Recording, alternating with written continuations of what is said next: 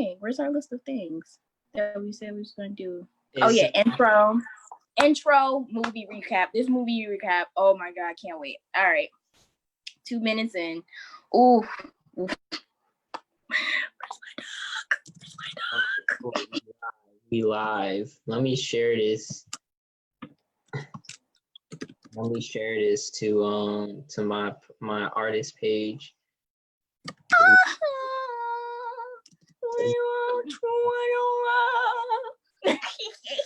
I had Red Bull, bro.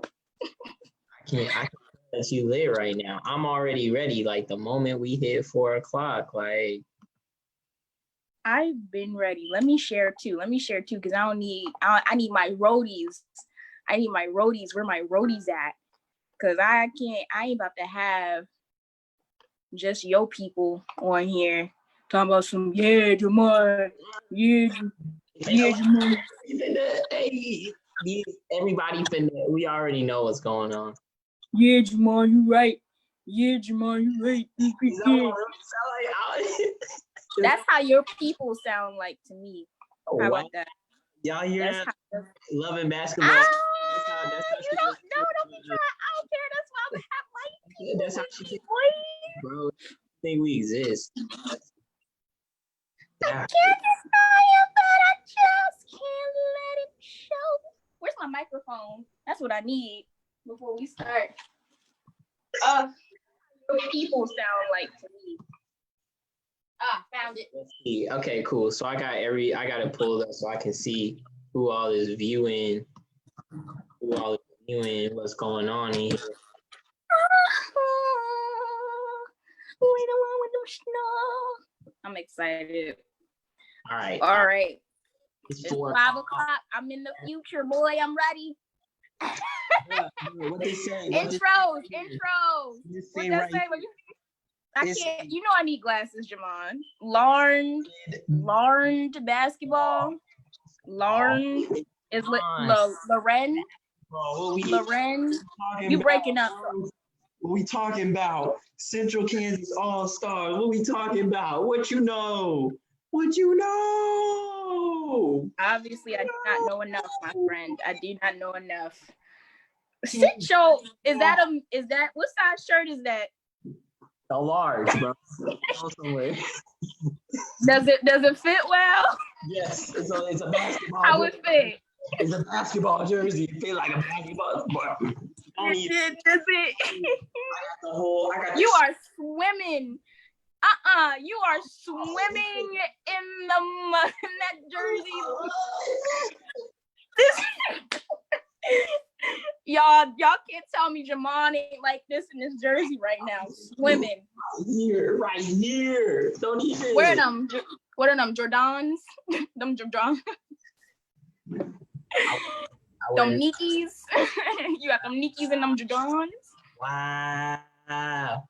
Oh, I am dead. Oh, wait, hold up. My little curls are lopsided though. All right. All right, we had so much time to fix our hair. Come on, it's 5:01. I'm ready to begin. Hi everybody. My name is Meccamorphosis, as some of you know, and then we got over here swimming in their jersey. We got Jahman Hill. Oh my gosh, look at you. The blouse god, aka that nigga Rondo. Everybody got that for me.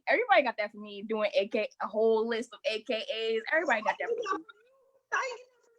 Yes, you did. Everybody did. It's okay, coach. Bruh. You said what you say? Coach, I might have to do this. We got it. Okay. So whenever we get unorderly, we gotta go like this. All day, coach. Y'all, so today we're talking about love and basketball. We're doing a little review. Yes. Let me give y'all a little recap. Okay. So for those of you who don't know, all right, so Love and Basketball is a Black classic. We're only handling Black classics in Movie Review Monday. It's a 2000 romantic drama or film. It stars Sanaa Lathan's fine self and Omar Epps' big-eyed self. And it tells he do look like a dragonfly, not gonna lie. No, when we get to the part, we need them eyes again. Go ahead. All right, so in the story, it's Quincy and it's Monica. All right, Omar's Quincy and Sanaya's Monica, and they're next door neighbors in LA, and they're both basketball stars. And then they eventually fall in love, and that's what it's all about. It was written and directed by Gina Prince Bythewood, and it's dope. That's dope. It's the story of how they fall in love. You know what? That is dope. I think that is dope. I think that is a beautiful experience. Falling in love, yes. However, let's you know what? Let's do this. Let's go by quarter or whatever. Let's do this. So first quarter, you got a young Sanaa Lathan, you got a young Omar Epps. They meet for the first time. I think, oh my God, the beginning of this movie could not begin more perfectly for me. Beautiful. I think it was a great way, a very great meet cute for a Black film, but also still very Black in its own in its way, because like, you know, you're in the neighborhood, you know, kids, blah blah blah, you be kids that look like you, blah blah blah, y'all play together, y'all rough house, and you know, even though it's like, you know, later time now where we don't do that whole like if a guy push you or a boy push you, blah blah blah, but I think the beginning is just a beautiful film. Starting off, you know, you get that childhood energy or whatever. And then, you know, it's Pratt, bro. I mean, first you get Kyla Pratt. Like, you get Kyla Pratt in the beginning. You get Kyla Pratt. And the star power of this movie is incredible. You get the dad, my nigga from Allstate. You know, everybody in the film. You got the mom from Eve's Bayou. Yeah, bro. Like, he got them good hands in that film. Alleged, I mean, with more than one person, as we find out. But Allstate guy. But the beginning of the movie is so dope because the way they set up everything. Like, she shows up, she's like, nah, I'm not a boy, I'm a girl. And they're like, you can't hoop. And then the way she be right. Like, I thought that was such a great way to introduce a character. It was great. It was great. And then you also see, because Love and Basketball isn't just about Sanaa Lathan and Omar Epps, or like, you know, Monica and whatever his name is. What's his name? Quincy? Yeah, what's his name? His name Quincy. But yeah, it's not just about Monica and Quincy, it's also about their parents as well, and the way that they deal with love and the way that they handle love. And I think like just growing up, they are very scared of becoming their parents. Wait, I'm missing my microphone. They are very scared of becoming their parents. So now what moves us in, that could just move us straight into second quarter. I mean, there's one thing I want to acknowledge on first quarter that we forgot. The bike scene where he was like, hey, be my girl. He was like, you be my girl. With his little lip and his little bird chest. Be my girl. And then he's got to kiss for 5 seconds. I don't know, 5 seconds. And this man over here. You got right now, bro. I thought it was cute though. No, I think that's a cute scene, even though like he definitely needed to get his. You know what? I also want to acknowledge points that Quincy gets. And these are negative points for me. He gave this girl a childhood scar. He gave her childhood scar on her face, bro. And that I just want us to hold on to that for a certain point that I want to bring on later on. We just gotta hold on to that. Because I thought you might mention this. I thought you might mention this. I'm just gonna really. It's in my notes. You putting in your notes? It's in my notes. I'm gonna say that Quincy. This is negative points for me too, because it's gonna go to my argument, as y'all will see later. Quincy is the violent one at the beginning. He is violent. He's pushing, that man shoving, and we have the Lion King scene. People don't realize that the Lion King scene of the Pinji again. When they went tumbling and Kyla landed on top, and she went, yeah. I was so confused. His ass heading into the second quarter. Okay, I was so confused by what you were saying at first, because I was like, Lion King scene. When they was watching Lion King, wait, one of them was in Lion King. Wait, what are you talking about? So okay. So I think with that we can move on to second quarter, the high school to college.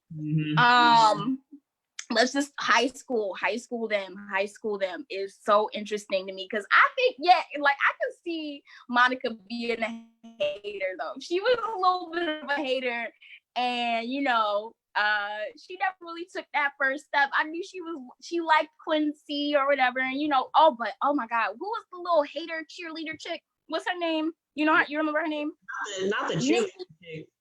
The one you talking about, the one that was dating Quincy that took him to the dance. I mean, she was dating. She wasn't really dating him, but she was like trying to talk to him. Gabrielle Union, that's who it was. I know it was. First of all, don't ever disrespect me. I know it's Gabrielle Union. I love Gabrielle. Gabrielle Union is everything to me. First of all, let's talk about that. And second of all, I just don't remember the character's name. I don't remember. I remember. All right, so she's going to be Gabrielle. It started with this S. It was because he was like, "Oh, what's the one with the big titties?" I was like, "What?" That was good. I like the fact that they grew up friends, though. I like the fact that they were friends, and it made so much more of a compelling case for their romance. Because, like, you know, they were close, and you know, he would give her. I think it's just so cute at first. Where they're fighting and he just knocks on the window and she already knows what's up, like gives the pillow on the floor. Yeah. Oh, love that scene. Love that scene. Like to their relationship and this like friendship, even though they were always like they're so competitive, they're always at each other's throats, right? But at the end, it's weird because it's like on each other. It's weird because like it don't get competitive. It is competitive, but it feels more innocent until they get older. And I think their competitiveness was really just like a metaphor for like them trying to get out of their own way to love each other, stuff like that. Maybe I'm just thinking too poetic, but that's how I feel. Anyway, definitely. And okay, so I want to let's put a note in that you said that. Okay. Because I feel like when you try and trash this movie, I'm just going. No, because I already got points to refute you, Jahman. I know what I said, and I meant what I said. Anyway, back to now we're moving on to their prom night. Their prom night. It was a beautiful. Yo, who's that tall, light-skinned nigga? I don't know, but I know he wore a bad wig once for a Tyler Perry movie. That's all I remember. His game was weak, bro. The game that man was spitting was so weak. Oh my goodness. Oh my God. Weak. That man, honestly though, oh my God, the fact that Regina King is in it. Is that the right Regina? Yes, her fine. No, Regina Hall. It's Regina Hall. It's Regina Hall. Yeah, Regina Hall. I was gonna say it's Regina. Yep, I do too. We good. But yeah, the fact that Regina Hall is in it and she's like the beautiful older sister, like it's like I need Regina Hall in more films. Like I love Regina Hall, and I think she's just so gorgeous. But the fact that she set her sister up, like she cared about her sister, like you don't often see like the beautiful older sister caring about the younger sister, and she was one of the first breaking that trope. And I think in movies, because like just growing up watching hella movies, like, you know, from early 2000s to later, it's like always the older sister, like, ow, get out of my face, you're a nerd, you're a dweeb. And like she loved her sister. I think she loved every part of her sister. She was like, yeah, you're rough, like around the edges, but you're still beautiful. You're my sister. And I love that part. And then my goodness. Alfred, the mom, she was like, when she said, get your grandmother's pearls, like the way she said that, I just melted. I was like, oh, she finna get the pearls. Yes. And she looked so cute going to prom. And she got the body. She had body. So I just loved how all of the first half of this movie played out. It just felt so perfect and so natural. And then also the fact that she got to, you know, have that first love experience with her first crush. I think that was also great. So you know what I want to talk about? Okay. The soundtrack for this movie is incredible. All right. The soundtrack is bomb. Incredible. But he said you want to know the lyrics? Y'all want to know the lyrics to this song? The lyrics to the song.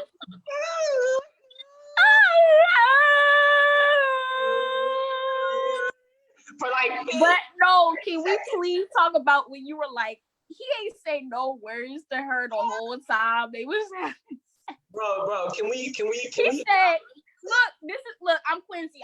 This is little Quincy.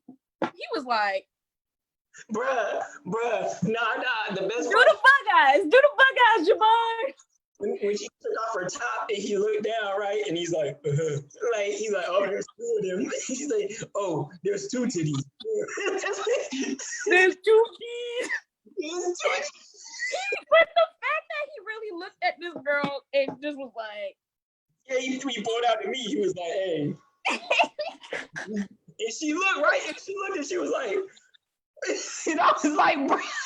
She said, oh, whoa. Oh, what? We also need to, bro, he got a condom. That's important. He got a condom. He did. He knew what he was doing.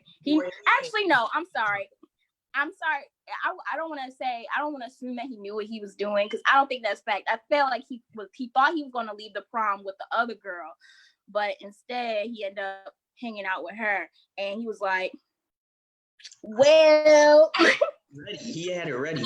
I also want to say though, deep movie theory, he actually smashed old girl before he got home. Here's why. Really? Here's why. Okay, here's why. Because when they discuss what all happened in the image, he says that she got in the car with Meathead, and he was all kissing all up on her and trying to get her to do whatever. And eventually she kneed him in the balls and left. She left, got home, snuck into her house through the back window, and then Quincy. So Quincy didn't just drop her off and her tell him off like, way too much time. He would have been there earlier than she would have. Oh my God. Theory. I'm just saying. I'm just gonna point it out there. That's a pretty valid theory, though. The time. And you can say, well, none of them lived or whatever, but the time don't add up, bruh. And wow, he really did. Oh, what a little line. That's another, I don't care. I don't care if it's not exactly real, but that's another negative point for Quincy. It's another one. Quincy adds them up. That don't have nothing to do with how good the movie is. That's all I'm saying. I'm gonna keep, because then, all right, you want to just move on to college now because they're together. Yeah, they together. We got through the.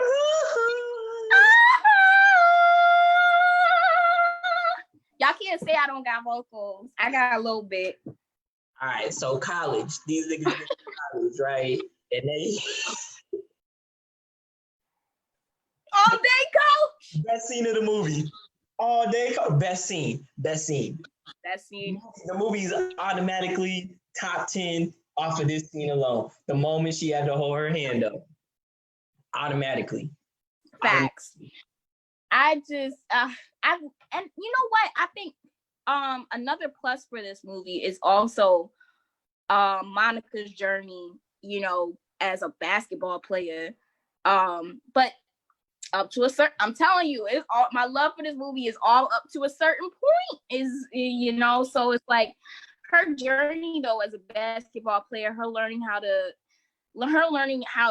control her own attitude, her anger, and also learn that there's just things that probably are affecting her that are out of her control, like with her parents. Like that was also something that I didn't realize until I was older. Mm-hmm. Was like things that with my parents and stuff, they do affect you, but then at a certain point when you become an adult, it's like you have to learn how to just grow outside of it. But yeah, I feel like her coach is just trying to teach her about those things just within basketball. And after that, I think it gets a little iffy at this part because I'm not sure what Love and Basketball was trying to teach as a movie.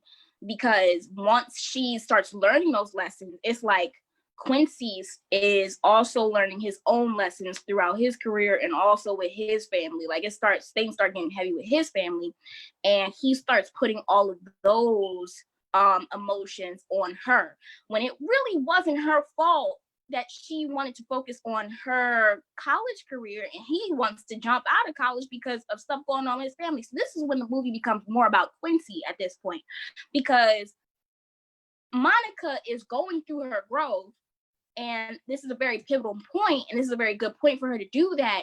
And her growth wasn't, the start of her growth was the breakup. It was the breakup, and the breakup wasn't her fault though. She should have. I think what would have been better for her as a character, just thinking about her as a person, is like for her to accept the fact that, okay, we got broken up, but it wasn't on me. The onus wasn't on me, it's on you, because you were going through things and you weren't willing to be like flexible about how you wanted to go through those things. And for me, the movie failed at this part, because these things happen, these conversations happen, but the fact that, after years of them not talking with each other, third quarter, the fact that she had to come back and be the one to have to fight for their relationship, as if she was supposed to be fighting for their relationship in that moment. It's like, nah, yo, that don't make sense.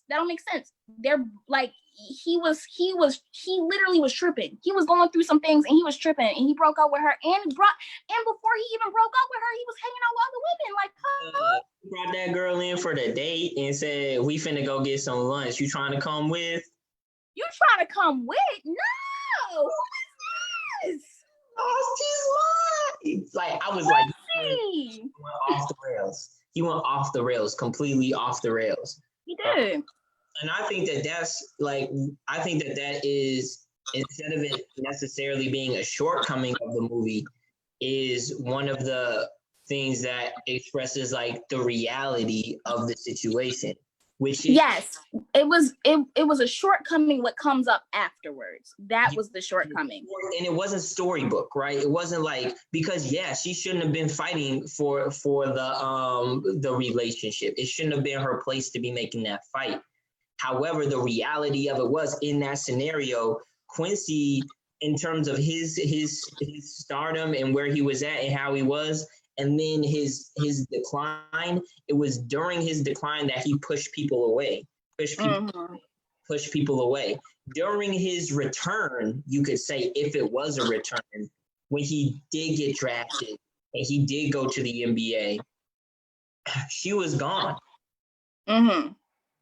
And we do know that he did reach out to her, because when they meet up in the hospital, he says, I tried to reach out to you. And she says, it must have been my answering machine. So like, it's not like he never made any attempts to like get in touch with her. However, my thing. And all I'm gonna say is, then what happened towards the end, because I don't think Quincy was right in any regards to any of this. But what happens at the end when she comes back is she's the one who takes the leap. Quincy was already finna mess up his life. He was done. He was done for it. Quincy was done for it. He was at the bottom. And then what she came in to do was to be Captain Save a Hoe and save this hoe from Tyra.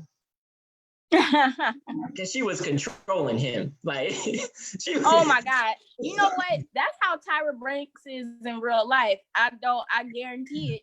That's how she is on America's Next Top Model. That's for damn sure. She be on them girls like, oh my God, we're gonna do this to your hair.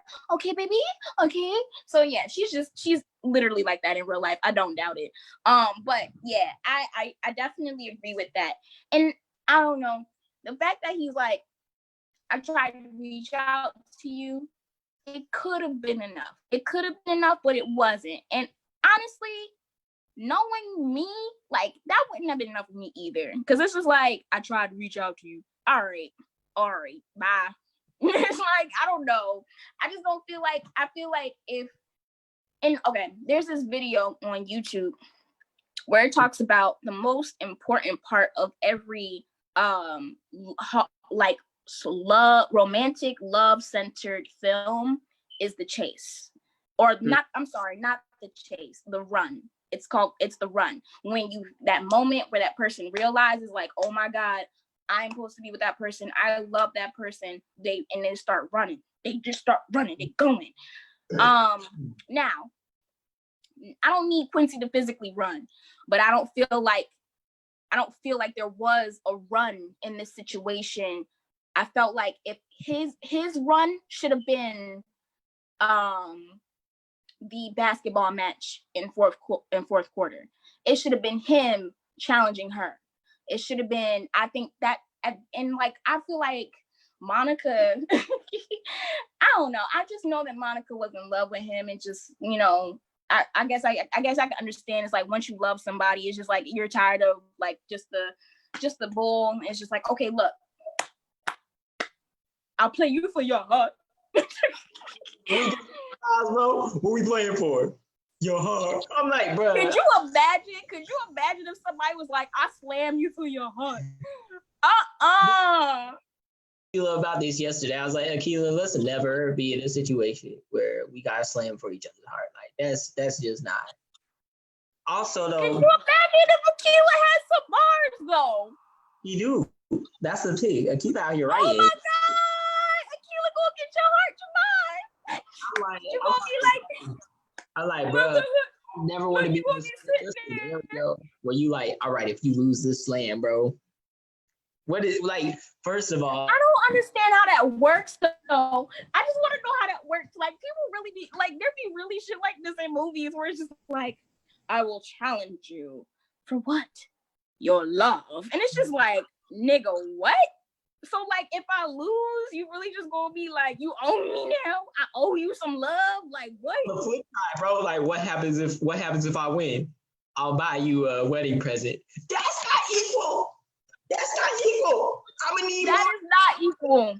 That is not equal. $70 on this gift. I want a new toast. I'm not gonna say it wasn't equal. I mean, I understand the gesture is like, I'll accept the fact that you have moved on. I'll accept the fact that I am, you know, I'm giving you this present. I'm giving you, you know, I'm just giving you your space. This is it. I'm spending money on the fact that you are not with me.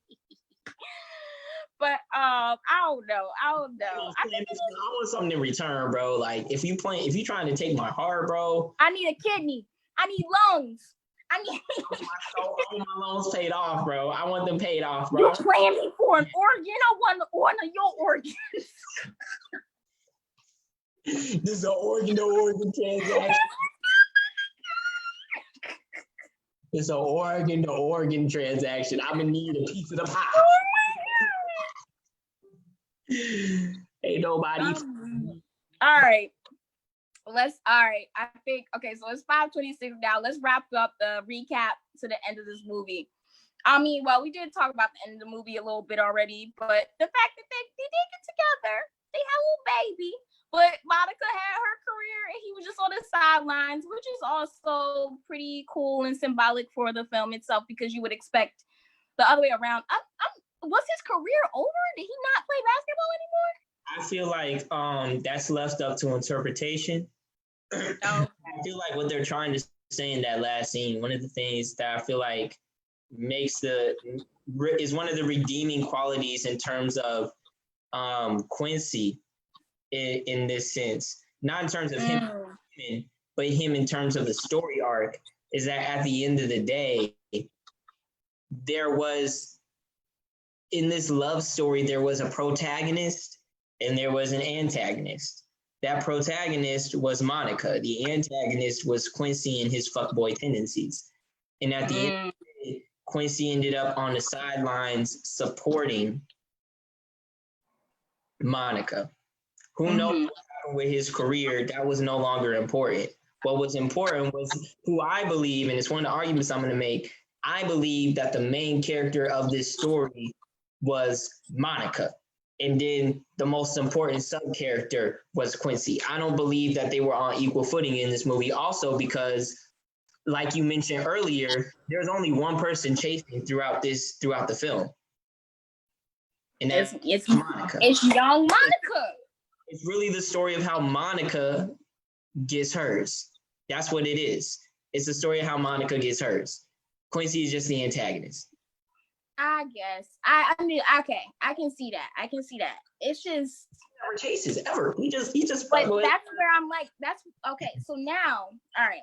I want to talk about kind of like where the message gets muddled for me, because I feel like, in a sense, this is one of those movies where it's like the Black woman who wants it all, who wants to work hard for her dream, has to pull back on her dream in order to see love or whatever. In order to like fight for love, she has to put her dreams aside, because at the time she was fighting for Quincy, she wasn't playing basketball. So it's like, and even before that was an argument between Quincy and Monica, where it was like, oh, you rather go play basketball than come, you better go to your game than come hang out with me, or you got curfew. Nigga, she got curfew. What do you mean? Like, you want her to get kicked out of a basketball program for you? No. So I feel like that was a win on Monica's part, because she's taking control of her own destiny and not building her destiny about somebody that she loves, because that's just not healthy. And that's why I'm like, yo, the message here, I don't like the message here, because only then, when she was able to pull back on her career, was she able to find love. But also only when, I guess, I mean, he always was supportive of her as a basketball player. That was never a thing. He just wanted her to only focus on him as well as being a basketball player, so they can have that connection, I guess. So that's why I'm like, nah, I think she should have been with somebody who, well, he eventually learns to care about it all, but like, that's what she should have been fighting for. Somebody that cared about it all. And I'm like, that's what made the movie kind of just some sour grapes. Give me some sour grapes, because I'm like, why is that the message though? Why is that what you're trying to teach me in this film? That was just such a great love story in the beginning, but at the end, it's like, okay, just remember, don't go too hard for your dreams, or you're gonna miss out. You're gonna miss out on your one true love. It's like, no, it don't work that way. I don't feel like, see, and that's the thing. I don't feel like that was the message of the movie. I don't think that was the underlying message. Nah. Let me bring my microphone back out, because you trying. Yeah, because there's a few reasons why I don't feel like that was the message, like, was to pull back on your dreams. Because even when, take the statement you said she had to pull back from basketball when she was fighting for Quincy. Literally, the pivotal scene where she fights and wins Quincy over is where? On the basketball court, one-on-one, me for your heart, literally returning to the sport. On the flip side of things with Quincy, it's only when he is pulled back from basketball as well, when he is forced to like look at things out of that perspective, and really forced to like change the way he views things, where Monica is like trying to return to basketball, and she feels like she loved playing basketball because she had somebody that she was playing alongside. Like, even though they were playing on the court together, it was this idea that like, we hoop. This is what we do. And this is what makes it beautiful. And then they both. Yes, this is definitely, I think, okay, I can see how this could be the turning point. Because then she returns to basketball. Right. And when she returns to the court, she pulls Quincy with her. Also, another deep theory. All right, I'm gonna bring up this fourth theory. He missed the layup on purpose when it was tied up at Ford's. She broke his ankle. She went by him, and she missed the hell out of that layup. That wasn't like, as a hooper, you don't miss a layup that bad. She missed that layup on purpose. She wanted Quincy. She didn't want to take it from Quincy. She wanted Quincy to say something. So when Quincy went and hit the shot, she was like, all right, fine. That nigga don't want me. But because he could beat her, he could beat her. And then when he was like double or nothing, like when he said double or nothing, that's how he knew, like, okay, so he really won't. I'm not just putting him in this situation. He really wanted to be here. Aww. Because here's the thing, he wouldn't have agreed to that game. He wouldn't have agreed to that game if he didn't. If he really wanted to be if he really wanted to be married, he wouldn't have agreed to that game. I think. Okay, I still stand by my initial message. Why are you looking at me like that? I'm just saying, like, you bring it. Why are you? You ain't even let me finish my sentence. You already giving me Quincy eyes. Can you relax? Thank you. Anyway, so I still stand by my initial thought about the message getting muddled at some points. Yes.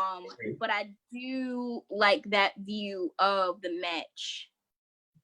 I do like that view of the match between them. I still just feel like as an audience member, I wish I was able to see more, just because the movie is a little long. 2 hours and 4 minutes. It's a little long. And I feel like there are moments where they could have showed them kind of coming back in between. Like, I just probably need like one moment in between the breakup and the reunion. Maybe like just something to give me something to hold on to, other than the fact that, you know, Monica's career is flourishing. Because the only thing that they address during Monica's time in Italy is the fact that she's not dating. And I'm like, really? She ain't date all this time? It's been 5 years. She didn't date? Are y'all kidding me? Well, she said that those 7 months while she was in Barcelona. Oh. And the timeline, that's a thought of the movie too. The timeline is really weird around then because she's on 7 months. She says, you've been over there 7 months. Yeah, I'm adjusting. She still hasn't learned the language, right? She's like, oh, they said to give you the ball, right? She's still learning how it is being in Spain, and then she meets up with the rival, and yeah, she's like, you ain't tapping no ass out here. You ain't tapping no Spanish ass, and she's like, nah. It's like she's like, can't get enough of me. I'm Italian, you know, these Italian stallions, you know, she out there, her rivals out there living her life. So I feel like, yes, that's all they established for Monica. On the flip side, the only thing they established for Quincy is he's been traded around and then he got injured. They gave everything about him in a blurb with the Allstate man. Right. Sure. That much. He was insured. Okay. All right. On our schedule, what do we got? All right. Let me hear. So these. Our first thoughts. That's what we were given throughout. That's my. Kind of just gave that throughout. Okay. And we did our debates. Okay. Like let's see our final debate. Is this a good movie or is it a bad movie? All right. First of all, this is an incredible movie. Like, and I feel like you're kind of realizing that as we go through this. Every time no, how it's terrible, we bring up good things. But I'm gonna let you. I have home field advantage. Since this is my home field.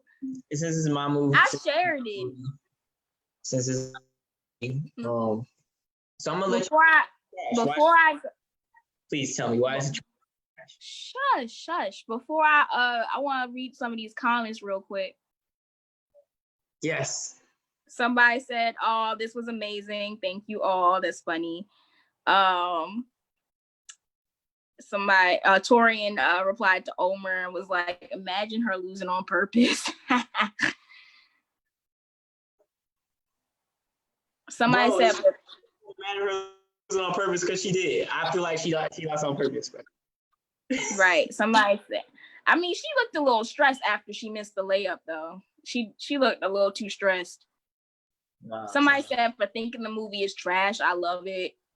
I guess. You do. Let me see on my page. Let me see if any comments on my page. None, because everybody trash on my page. All right, so, all right. Oh, and Chris added another question too. He said, "Has it aged well?" That's a good question. We gonna add that. It has not. It has not. That's a good question. It has not. Not for me. So here's the thing, and we'll see this next week. Y'all, next week, we gonna put up That's a good question to ask, though. That's a good question to ask to the RC. Because like a movie like The Wood, like I watched The Wood and I'm like, yo, that ain't aged well, bro. Like the acting is bad. Like we're getting No, don't save it. You gotta save it. I'm gonna save it. But this movie, I feel like it has aged well because even when I go back and watch it, like not only does it give me the nostalgia feelings of oh my goodness, I love this. I remember these scenes. I love these scenes. These scenes were. But there's a conversation to be had, especially when you're in a relationship with somebody who's in the same field as you.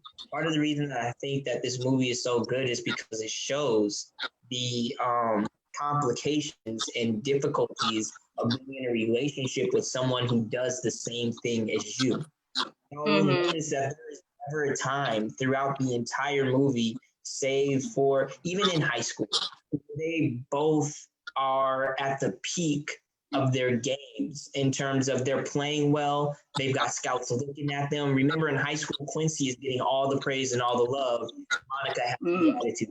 In college, Quincy gets all the love till the stuff happens with his parents and he starts to taper off and Monica takes off and her career starts to take off and there's more of a rift between the two as the careers take separate paths. And then at the end, we still don't know. All we know is that Monica's career is now flourishing in the beginnings of the WNBA, and Quincy's on the side. He was a little jealous. Yeah, he was. He was mad jealous the moment Monica got the success. He was mad jealous. Like, oh, you went to celebrate? You know what? So here's what I would say. The movie lost a lot of points for me after second quarter, leading into third, and a little bit leading into third quarter because of what I originally felt, and I still feel, where I feel like, because I'm thinking about the parents too. I'm thinking about the parents because I felt like, there's really no turning point for Monica's parents because they're older now. It just is what it is, right? Where it's just like the mom is still always going to be this woman who does all she can for her husband, even if he disrespects her. That's not what Monica wanted, and that's what Quincy was being taught basically. So it's like, even with Tyra, it was like he almost ended up marrying his mom. And I think I'm no longer going to say that Love and Basketball is a bad movie, but I am going to say that Quincy is I think it needs to be addressed that Quincy ain't shit. And that's all I needed. That's all I see. This was my goal heading into this conversation because the movie is a little long. The movie's a little long, but in terms of I feel like it ages well, and I feel like it's a good movie because it possesses ancient characters. It does. It possesses ancient characters, and they generate lots of conversations. For example, the parents. You're right. We don't see the growth on Monica's parents' side, right? And this happens, we can all and I don't want to say make that generalization, but many of us can look at different relationships of people in our lives. They may not be our parents, other people's parents, stuff like that, where there have been toxic beginnings. And even when they recognize how toxic it is, there's nowhere that they can go. They're kind of stay in that situation for the sake of whatever. It might be for the sake of love, for the sake of the kids, for the sake of whatever. They find a reason to stay. However, that's not the only one that exists. Quincy's parents showcase how somebody can recognize and realize they're in a toxic relationship. Years later, she goes through the divorce. She's happy. She finds a shorter, balder man, and she lives her happy life. And she gets to experience that change later in her life. So you get both. We see the positive. We see toxic masculinity and the way it shows up in terms of the father, right? The father's a fuckboy. Quincy's dad's a fuckboy, and he never changes. He tries. And you know what? I think maybe at the time. Okay, so I guess okay. All right, Jahman. He does get the opportunity to change. We see him sidelined. We literally see him sidelined with the injury, and then at the end of the movie, what we're led to believe is now he's the supportive husband that he needs to be, the supportive father that you know what? I can definitely see, like, I guess I can see that. I think maybe when I first initially rewatched it, what was probably irritating for me was I think a lot of people don't see the fact that there are so many elements in here that are just like, why isn't Quincy doing the chase? I think that was my biggest thing, where it's like, why isn't Quincy doing the chase? So I guess in their attempt, just him saying double of nut or nothing is him doing the run in the most minuscule way. And I guess, it was just so, you kind of just have to visualize that there was a lot of work being done and a lot of them needing to trust each other and them getting back together and all that stuff. So, okay. All right, Jahman. He's a fuckboy, and that's like at the end of the day, like he never even, like you said, it's this minuscule, tiny little action, and that does not suffice. Like at the end of the day, and here's where my deep movie theory. So I think that we can speculate to the end of Love and Basketball by looking at real life. Okay, so Gabrielle was one to lick sweat off a basketball player's ass, and now she's with Dwayne Wade, right? Like she got that. Oh my God, that is so funny. Toxic, like Quincy was toxic, and him and Sanaa Lathan in real life, didn't they get married and then divorced? Like he never changed. Like who knows? He never changed. We can look at Allstate, right? Now he's insurance. Like he wanted to be a hooper, it didn't work. He started selling car insurance. Like it's and you can look at I do that, right? I do that too. I make up like different universes in my head about them. So you know what? We gotta talk after this for sure. But I definitely want us to add these questions on for next week. Did this age well? And movie theories. That's definitely gonna have to add on there. So all right, I'll admit I have changed. I have changed my feel. I will hang up on you right now. I swear to God.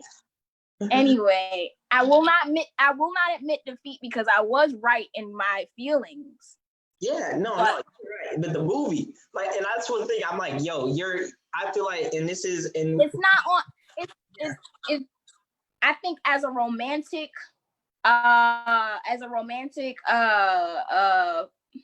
Jesus, gosh, as a romantic comedy person, I think what I'm not used to is the fact that, because romantic comedies are very on the nose about change and that's where the theme of the run comes from, because all the changes that you see in a rom-com are very physical, in your face, not like bam, look, this is happening, but you see all of that happen. You see the full journey. I think with romantic dramas is the fact that this isn't going to go the way that you want it to go, but it is going to happen. And the imperfections, I feel like, are what make the movie like as good as it is, because it shows all of these imperfections and all of these issues that exist. It's part of the reason that I'm a big fan of Atlanta, the show, because it's like there are imperfections riddled throughout, and not everything is solved. Like at the end of the day, sometimes there are people who ain't shit, and ain't shit people get married. Ain't shit people ain't shit people learn and grow and become better slowly. Like sometimes it's not when we want them to change. Like I feel like Quincy didn't change when we wanted him to change. He changed when he was sidelined. He changed when he was sidelined all day, coach. And at the end of the day, Monica got what she wanted. She did. I'm glad that she did. I felt like Monica is a great character. I think, she reminds me so much of my sister. That's why it's like sometimes I just love that. That's why I love watching Love and Basketball sometimes.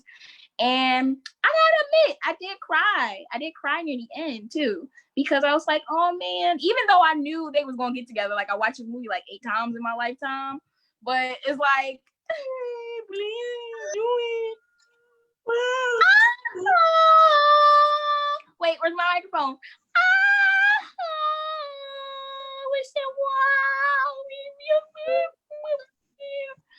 All right, yo. All right, Jahman. All right, I think we're gonna put up the poll next week. We're gonna put up a poll for y'all to do. Next week, we're going to be doing either The Wood or The Best Man. So we're gonna put up the poll. I cannot wait. I cannot wait. All right.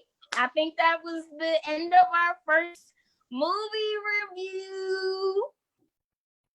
I'm hyped. I don't know. I hope everybody enjoyed it. Let us know. I know some people really enjoyed it. And yeah, if y'all rewatch it, still say things. Leave all them comments. Let us know what you think. Was Love and Basketball an incredible movie? Also, if you're not in love and play basketball, your opinion is not valid. So do you play basketball, Jahman? Yes. You wear that jersey?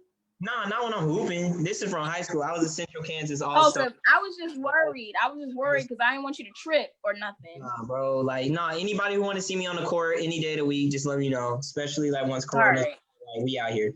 If you like me, you can follow me everywhere but my house at Meccamorphosis, bruh.